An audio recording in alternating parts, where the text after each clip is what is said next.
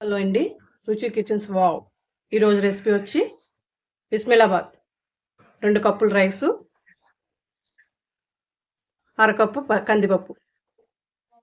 ఇవి శుభ్రంగా వాష్ చేసుకుని కుక్కర్లో పెట్టుకోవాలి. ఇవి వాష్ చేసుకున్నామండి. ఒక కప్పుకి 4 కప్పులు నీళ్ళు వేసుకోవాలి. 1, 2, 3,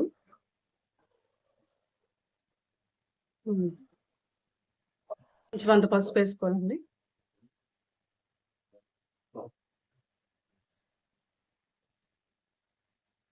స్టవ్ వెలిగించుకోవాలండి.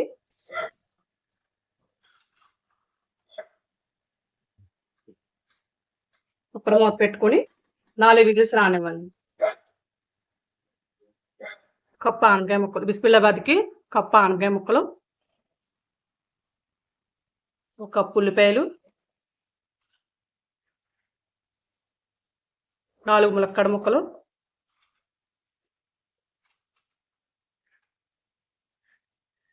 1 కప్పు టమాటా ముక్కలు, 1/2 కప్పు క్యారెట్, 1 కప్పు బఠానీ.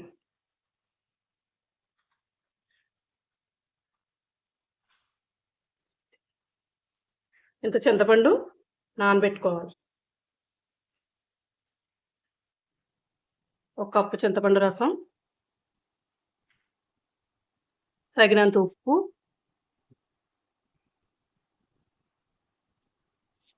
కప్పు బంగాళదుంపలు. స్టవ్ ఆన్ చేసుకుని ఈ ముక్కలు ఉడికించుకోవాలండి.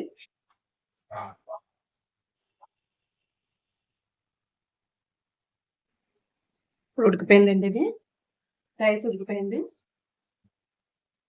స్టవ్ వెలిగించుకోవాలండి.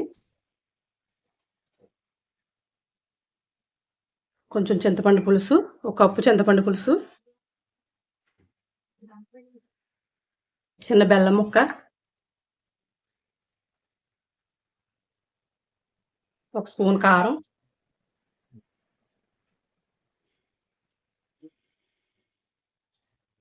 బిస్మిలాబాద్ మసాలా 2 స్పూన్లు,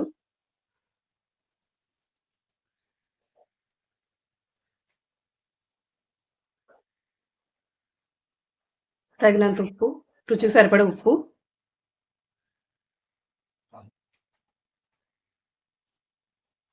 వేసుకుని శుభ్రంగా కలుపుకోవాలండి.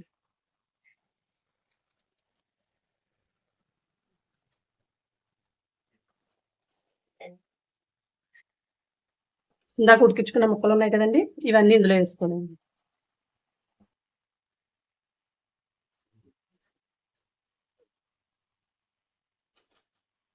వేసుకొని కలుపుకోవాలండి.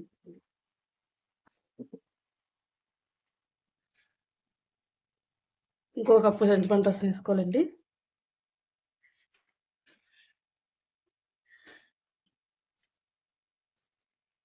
ఇంకొంచెం వేసుకోవాలండి. 2 కప్పులు వేసుకోవాలి. ఇలా ఉడికించుకోవాలండి. రెడీ అయిపోయింది బిస్మిలాబాద్. 2 స్పూన్లు ఆయిల్ వేసుకోవాలండి.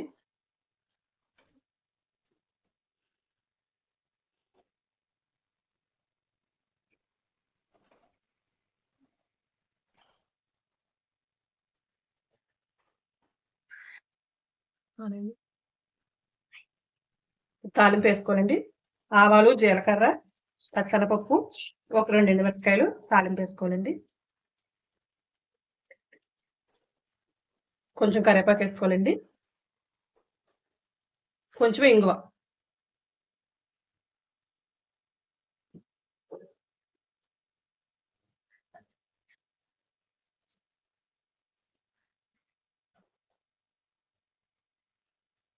ఇప్పుడు బిస్మిలాబాద్లో తాలింపు వేసుకోవాలండి.